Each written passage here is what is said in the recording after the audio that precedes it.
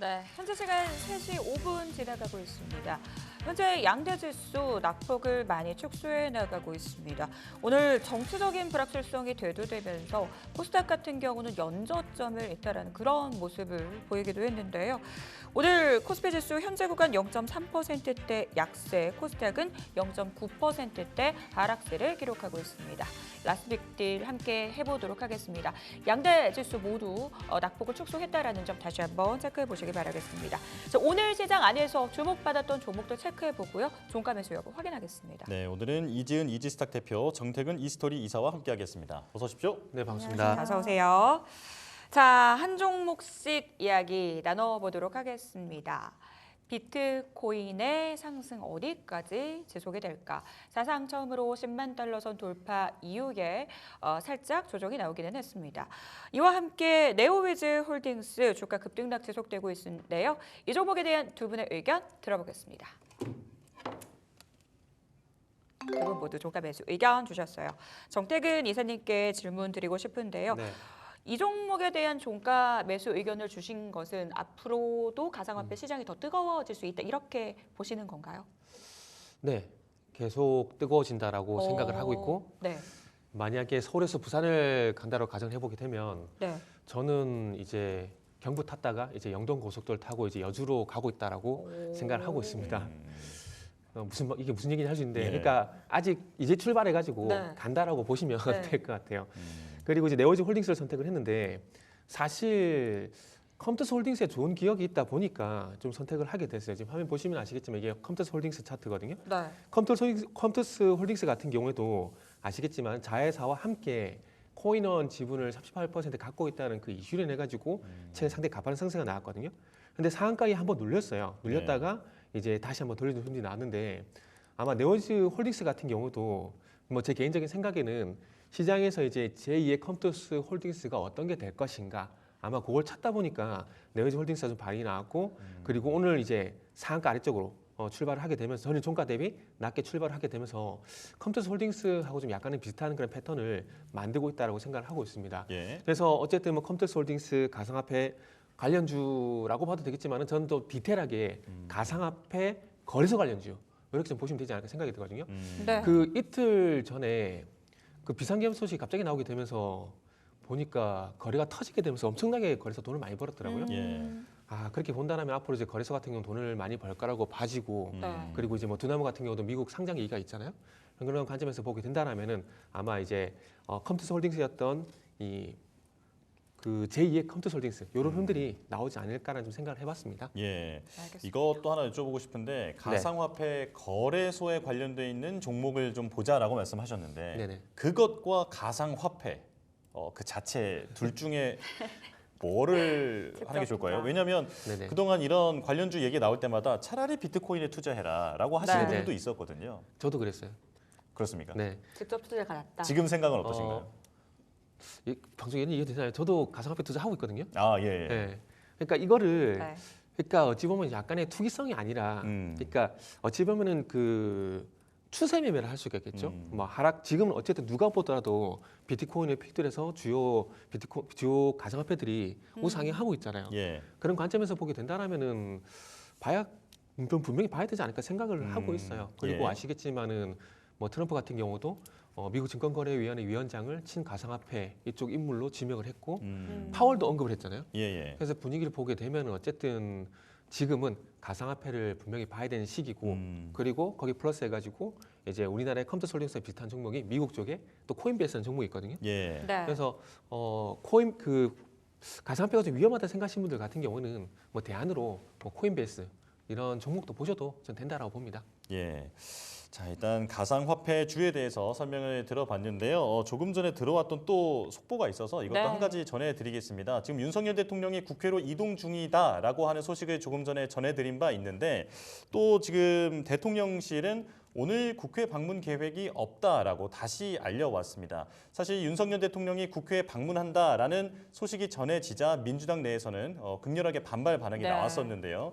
그 이후에 대통령실이 다시 한번 윤석열 대통령이 오늘 국회에 방문할 계획이 없다라고 지금 입장을 밝힌 상황이라는 점 체크를 해보시기 바라겠습니다. 자, 이제 다음 종목 보겠습니다. 조기 대선 가능성 지금 계속해서 거론이 되고 있는 상황이죠. 어느 네. 때보다 지금 가능성이 점점 높아지고 있는 그런 상황인데 저출산 관련주가 갑자기 변동성을 보이고 있습니다. 꿈비 이 종목에 대한 두 분의 의견 들어보겠습니다. 두 분 모두 주가 매수. 네. 네. 그렇다면 이번엔 이지은 대표님 말씀 들어볼게요. 네, 일단은 비상계엄 사태의 여파에 따른 이제 조기 대선 가능성에 대한 부분들이 좀 대두가 되고 있으면서 대표적인 정책 관련주를 엮이는 이제 정책 관련주 종목들이 좀 수혜 기대감이 올라간 상황이다라고 보시면 될 것 같고요. 그와 관련돼서 꿈비는 최근에 정책 관련돼서 저출산 이야기 나올 때마다 좀 대장주의 성격을 가지고 굉장히 좀 유동성 있게 움직이는 그런 모습을 보여주는데요. 이번에도 뭐 앞으로 어떻게 될지에 대한 부분은 그 누구도 속단할 수는 없겠지만 일단 정부 관련해서 이제 정책이라든지 정치 인맥주 관련주들의 흐름이 오늘도 여전히 좀 강한 모습을 보여줬습니다. 네. 이제 꿈비 같은 경우에는 그 안에서 유아용품 전문 브랜드고 특히 젖병 세척기 시장을 선도하고 있다. 또 젖병 세제 같은 경우에도 굉장히 인기몰이를 하고 있는데 지금 꿈비 그리고 아가방 펌퍼니 제로투세븐 대표적인 기업들이 있지만 그 안에서 꿈비는 지금 추가적인 시세에 대한 부분들 저는 요즘 시장 자체가 거래 대금이 현저히 좀 부족하다 보니까 이런 이슈가 나왔을 때도 전반적인 종목들 모두 다 함께 움직이는 흐름보다는 네. 좀 집중된 종목들 몇 기업만 좀 강하게 움직이는 그런 양상들이 나오는데 그 안에서의 가장 좀 강한 종목이 아닐까라고 생각을 하고 있고요. 머스크도 2년 만에 우리나라 인구에 대해서 또 한 번 저출산에 대한 문제에 대해서 지적을 했습니다. 지금 한국의 인구 붕괴는 3분의 1보다 적어질 것이다 라고 이야기를 했고요. 저출산에 대한 부분들 지금 여야가 다 심각하게 생각을 하고 있기 때문에 앞으로 더욱더 공격적으로 저출산에 대한 부분들을 해결하기 위한 이런 정책들이 나와줄 수 있다라는 판단 하에 일단 좀 더 보셔도 좋을 것 같고요. 다만 언제나 그랬듯이 저출산 관련된 종목들은 테마성의 성격을 보유하고 있다라는 점은 좀 유념을 해 두셔야 될 것 같습니다. 예. 지금 시장의 전반적인 분위기에 좀 어울리는 종목으로 꿈비 같은 경우엔 긍정적인 관점은 열어둘 수는 있겠지만 너무 장기적인 관점보다는 단기 변동성을 이용해서 단기 트레이딩 관점으로 보시는 게 좋지 않을까라는 의견을 드리고 싶습니다. 예. 그럼 여기서 또 질문을 드리고 싶은 게 사실 여기에 대한 반대급부로 윤석열 대통령의 정책주들은 또 출렁임이 크게 나오고 있습니다. 대왕고래 테마라든지 원전주 출렁임이 나오고 있는데요. 이쪽에 대해서는 좀 어떤 대응이 필요할까요? 사실 원전은랑 이제 대왕고래는 조금은 결은 다르다라고 네. 생각을 해요. 일단 원전 같은 경우에는 글로벌 시장의 원전 채택에 대한 증가율과 앞으로 해외 수주 모멘텀이라던가 이런 부분들 좀 기대할 수 있는 요인이 있고 대왕고래는 우리나라 안에서의 이제 정책이다 보니까 추가적으로 시세에 대해서 좀 해소가 되려고 한다면 더욱더 큰 시간이 걸릴 거라고 생각이 들고 지금 앞으로 어떻게 진행이 될지 모르겠지만 그 전에도 예산 삭감에 대한 부분이나 이런 부분들이 굉장히 좀 대왕고래 관련된 종목들의 시세 흐름을 얼어붙게 만들었는데요.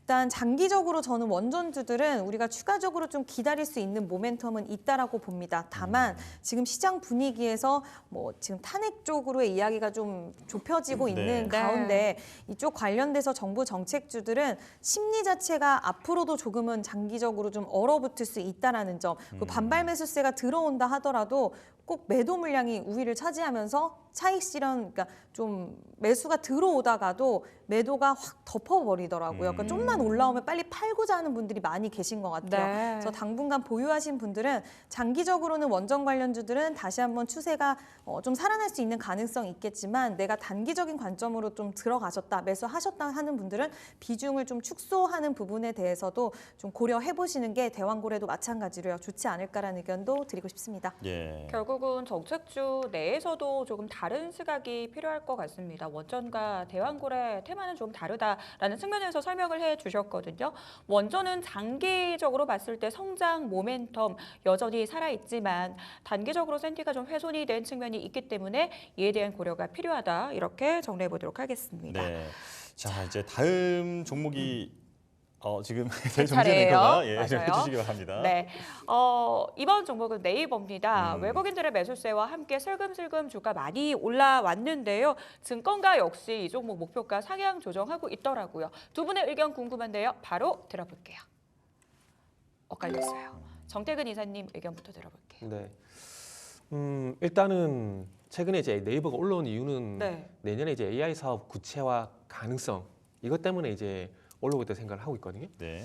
일단 내년부터 이제 소위 말하는 초록창 여기 AI 검색 서비스를 이제 런칭을 하게 되고 자체 이제 쇼핑 앱에다가 AI 기능을 추가하겠다 이런 얘기를 했는데 좀 그런 부분들에 주목을 하게 되면서 최근에 주가가 올라온 것은 사실입니다. 그리고 지금 전반적인 흐름도 저도 AI 종목 하나 준비를 했는데 그런 것처럼 AI가 일단 전반적인 대세는 맞다라고 판단이 들어요. 예. 그런데 일단 네이버 같은 경우는 저는 개인적으로 그렇게 생각합니다. 시총 규모를 봤을 때 단순히 어떤 사업을 한다라기보다는 그런 사업을 통해서 돈을 벌기 시작을 해야 주가가 좀 더 올라가지 않을까라고 생각이 들거든요. 무슨 얘기냐면은 제가 한 예를 들게 되면 과거에 카카오 같은 경우도 네. 기존 사업이나 서비스 되게 많잖아요. 네. 근데 그런 것들이 2018년도에 출시했었는데 그때 당시 바로 이제 주가가 못 갔어요. 그러니까 뭐 이유는 비용 부분 때문에 수익성이 아직까지 나타나지 않다 보니까 주가가 늘렸다가 2019년도에 가지고 카카오티를 중심으로 해서 가지고 있는 사업이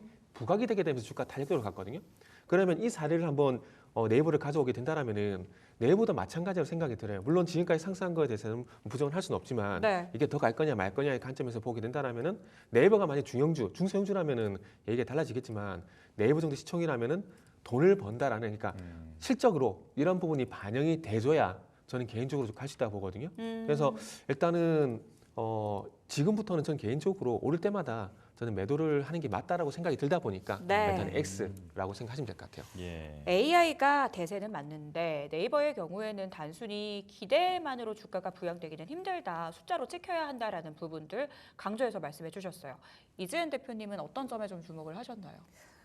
저는 이미 잘하고 있는 서비스에 AI를 녹여내는 전략을 이야기했기 때문에 이 수익화에 대한 시계가 좀 빨라질 수 있지 않을까라고 보고 있고요. 네. 우리가 AI 산업을 어떤 기업이 이야기를 할 때 장기적인 관점으로 항상 이야기를 하고 그 부분에 있어서 우리는 기대감적인 측면으로 주가가 움직이지만 결국 앞에서 말씀하신 것처럼 실적으로 돌아오는 부분들이 시간이 소요가 되면 좀 지치게 되고 숫자를 확인하고자 하는데 숫자로 항상 안 지키다 보면 그게 실망으로 돌아오는 경우들이 많이 있었는데 이제 네이버 같은 경우에는 그동안에 잘해왔던 서비스에 녹여내는 부분이기 때문에 지금 광고라든지 그 부분에 있어서 뭐 커머스 부분도 경쟁력이 좀 강화될 거라고 보고 있고요. 수익 창출에 대한 부분들이 좀 빨라질 수 있다라는 거 그리고 워낙 뭐 컨텐츠라던가 쇼핑, 미디어 이런 부분들 굉장히 연계해서 또 거기서도 수익화를 만들어낼 수 있는 모델에 대해서도 이번에 전략을 이야기했는데 저는 빨리 AI를 통한 수익이 가능할 수 있겠구나라는 생각이 들었고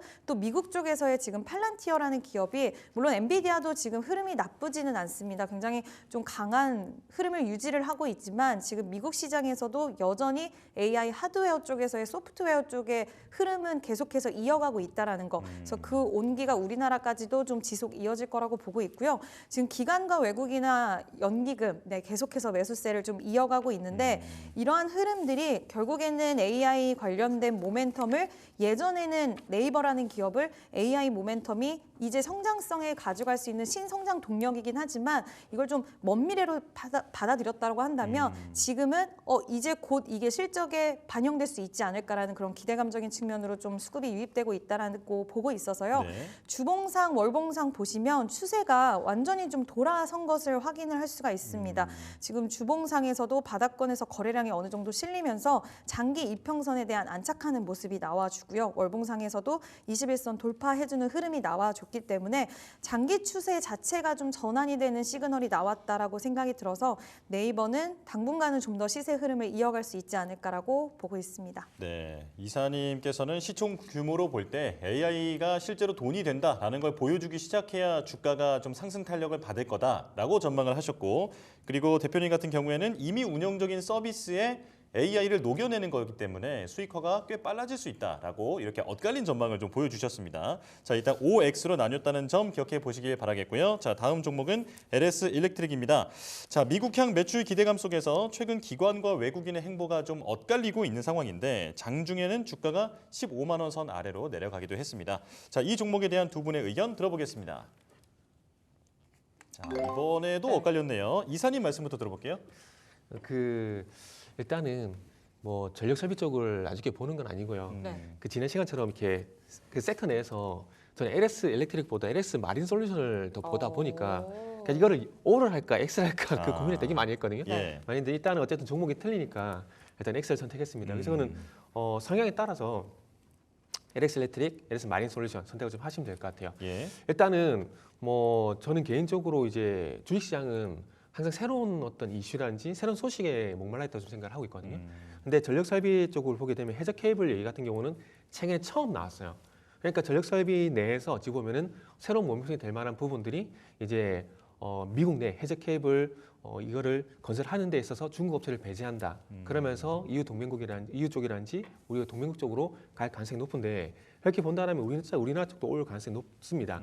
그리고 그런 해저 케이블을 봤을 때 이 회사 같은 경우는 특히나 그 해저 케이블에 특화가 되는 회사거든요. 네. 그러다 보니까 개인적으로 시장만 좋아지게 된다라면은, 그러니까 투자 심리가 좋아지게 된다라면은 아마 다시 한번 부각이 되지 않을까라고 생각을 해봤습니다. 그리고 예. 11월 25일 날 나왔던 대량 거래 수만은 상승이 개인적으로 너무 좀 아쉬워요. 시장만 괜찮았다라면은 아마 지금 주가는 18,000원 가 있을 건데 참 시장 때문에 짓눌려 있다라는 게 조금 아까운 종목이라고 생각을 하고 있어요. 예, 모멘텀은 확실한데 투심이 약화되어 네네. 있기 때문에 지금 주목받지 못했다라고 말씀해 주셨고요. 대표님 의견은 종가 매수잖아요. 네. 어떤 이유입니까? 네, 일단 LX 일렉트릭 그동안 주가 굉장히 좀 부침 현상이 나와주고 있는데 이번에 시장이 굉장히 밀림에도 불구하고 전력기기 관련된 3사 기업들은 그래도 시장 대비 흐름이 굉장히 견조했다라고 생각을 하는데 지금 전력 관련돼서 우리가 뭐 원전도 그동안 움직였고 또 관련돼서 변압기 관련된 종목들도 굉장히 시세 흐름이 좋았는데 원전 쪽은 국내 쪽에서 이제 정책 이슈가 있다 보니까 미국 쪽에서 전력 인프라 관련돼서 이슈가 나올 때마다 가장 움직일 수 있는 쪽은 지금 시장에서는 전력 변압기 쪽이 유일하지 않을까라고 보고 있어서 일단은 저는 이 섹터 자체를 좀 긍정적으로 생각을 하고 있고요.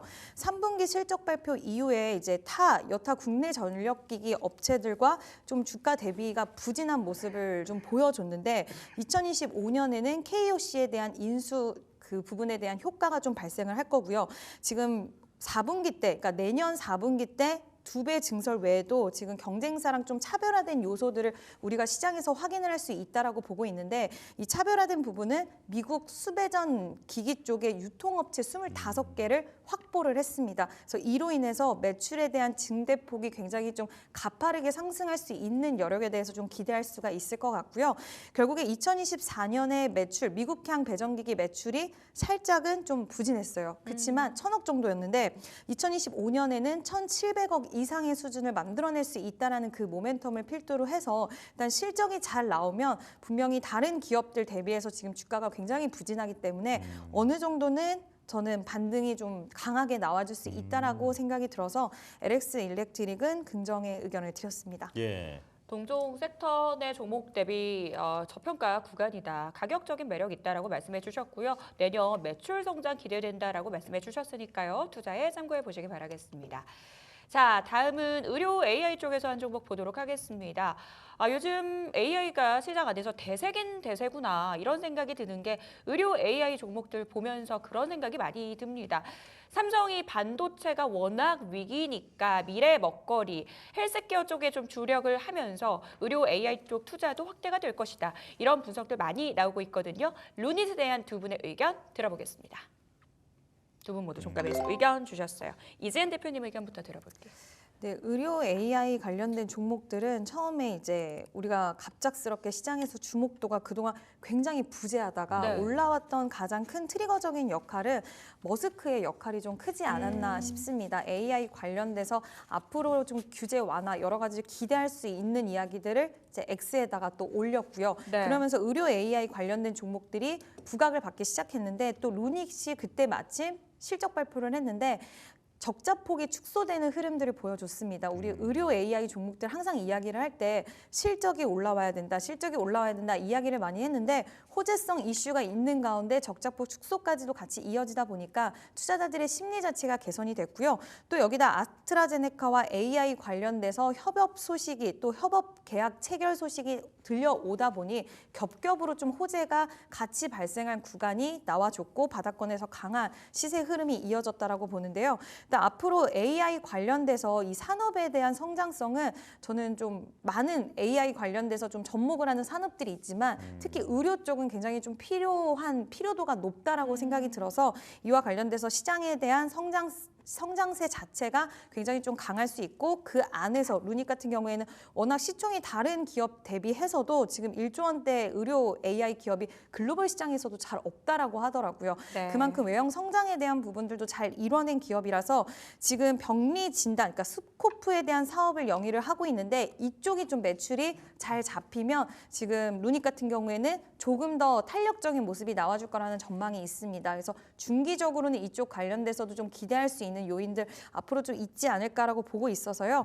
볼파라에 대한 효과도 이제 3분기 실적부터 보여주기 시작을 했기 때문에 우리가 내년, 내후년은 오히려 실적에 대한 기대감도 같이 가져갈 수 있는 기업이 아닐까라고 생각이 들어서 의외의 의견을 드렸습니다. 네. 네, 바로 이어서 정태근 이사님 의견 추가적으로 들어볼게요. 사실 저는 개인적으로 의료 AI 같은 경우에 4대 의료 AI가 있잖아요.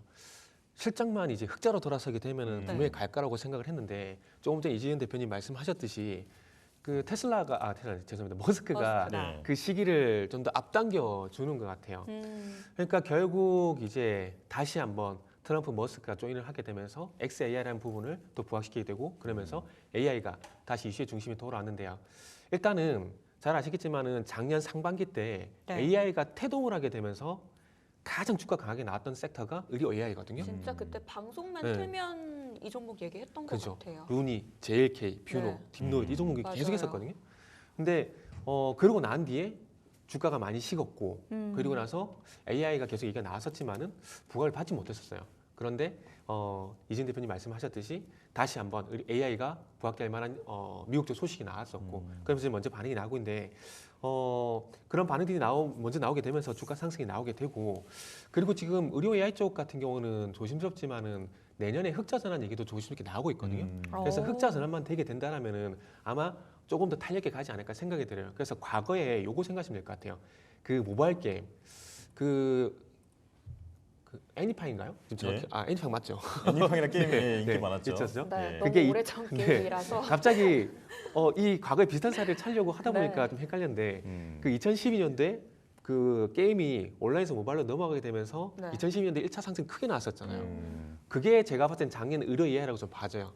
그리고 난 다음에 이제 아시겠지만은 모바일 게임이 뭐 애니팡이든 뭐든 이렇게 모바일 게임들이 출시가 되게 되면서 결국 2014년도에 수익성이 발생이 되게 되면서 컴투스, 썬데이토즈 같은 강하게 갔었잖아요. 그래서 저는 개인적으로 의료 AI도 그런 흐름들이 나오지 않을까 생각이 듭니다. 그래서 지금은 공급망 확대를 하기 위해서 비용이 늘어나다 보니까 지금 조금 이제 적자가 발생이 되고 있는데 그 근거는 매출이 계속 늘어나고 있다는 것들이 근거라고 좀 제시를 하도록 할게요. 그래서 이런 공급망 확대를 통한 어떤 비용 추례 부분 때문에 지금 적자지만 요게 좀 이제는 서서히 안정을 찾아가고 있기 때문에 조만간 흑자 전환도 기대를 할 수 있을 것 같아요. 그렇게 본다면은 이제 단순히 뭐 미국에서 AI가 태동이 돼서 다시 한번 부각이 돼서 간다라는 것들이 아니라 그런 뭐 숫자적인 부분도 기대가 될 만한 부분들이 있기 때문에 의료 AI가 좀 긍정적으로 봐진다라고 보시면 될 것 같습니다. 네. 네, 내년 흑자 전환 기대감에 대해서 말씀해 주셨어요. 이제는 기대를 넘어서 숫자가 찍히는 영역이다라고 말씀해 주시면서 루닛에 대한 두 분 모두 종가 매수 의견 주셨습니다. 저희는 마감 지보 듣고 돌아오겠습니다.